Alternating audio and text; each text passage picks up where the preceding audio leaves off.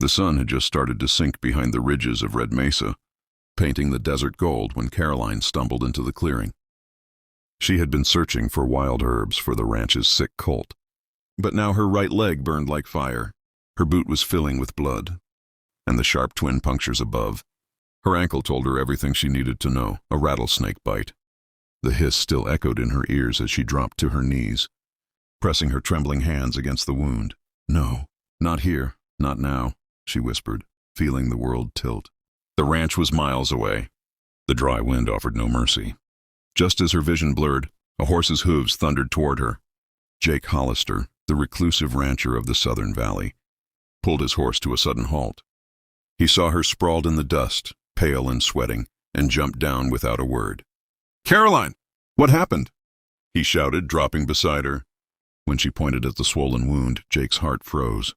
His father had taught him long ago about snake bites. Time was everything. Without a second thought, he tore a strip from his bandana and tied it above her ankle, his rough hands surprisingly gentle. "Stay with me, all right? You're not dying out here." She tried to nod, her lips trembling. The desert around them was silent, only the horse's restless snorts breaking the stillness. Jake's eyes darted to the bite, already darkening. He knew what had to be done, but he hesitated. Memories of failure haunted him. He'd once lost a man to a snakebite on the trail because he froze. Not again, not this time. He glanced at Caroline, her breath shallow, her eyes half closed. "Jake," she murmured, "don't leave me." The desperation in her voice broke through his fear. He pulled his canteen open, poured water over the wound, and prayed it wasn't too late. The shadows grew longer as the wind picked up dust around them. Jake looked at her face. She was so still now, her pulse fading under his fingers. He felt the weight of choice pressing on his chest. Ride for help and lose her, or stay and fight for her life. He muttered, "Hang on, Caroline. I ain't losing you to a rattler." He worked quickly, making a cut and drawing the venom out, spitting the poison into the dirt. It was desperate, dangerous, and raw, but it was life or death. He kept his focus until the bleeding slowed and her breathing evened just a little. The night swallowed the last bit of daylight, and he carried her to his horse, whispering, "We're getting you home." With every mile toward his ranch, her head rested heavier against his chest. But Jake's grip never faltered.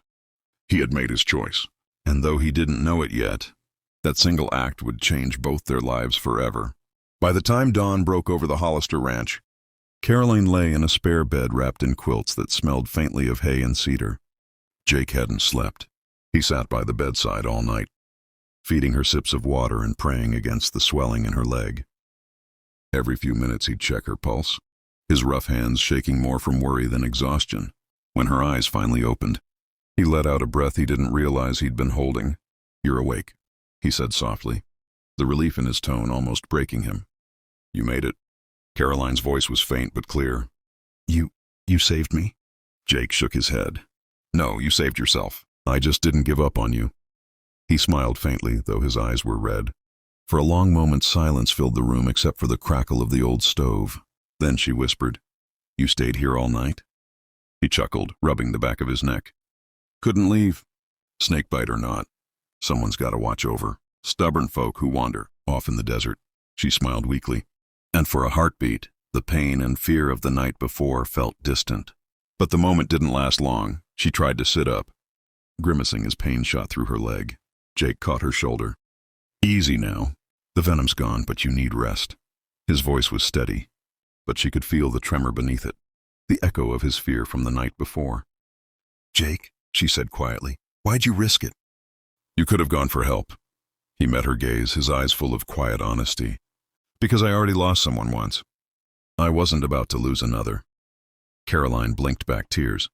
In that small, creaky ranch house, surrounded by the sound of wind and morning birds, something unspoken passed between them, a promise neither had planned to make. Over the next few days, as she recovered, Jake stayed close. He fixed her meals, changed her bandages, and even told her stories about his late father and the harsh life on the range. Slowly, Caroline saw through his rough edges to the man underneath, a man who had carried too much loss, too much silence. And Jake saw in her the spark he'd thought he'd lost years ago, someone who wasn't afraid of him, who could look him in the eye and see the good still there. When she was finally well enough to walk, she went to thank him. "You didn't just save my life," she said. "You gave me a reason to start over." Jake looked away, his jaw tightening. "We both needed saving, I reckon." As she prepared to leave, he handed her the same red bandana he'd used that day. "Keep it," he said, smiling faintly. "Reminds us both that sometimes fate bites hard, but you fight back." "Anyway," Caroline took it, holding his gaze. "Maybe fate brought us here for a reason." Jake only tipped his hat. "Maybe so, ma'am."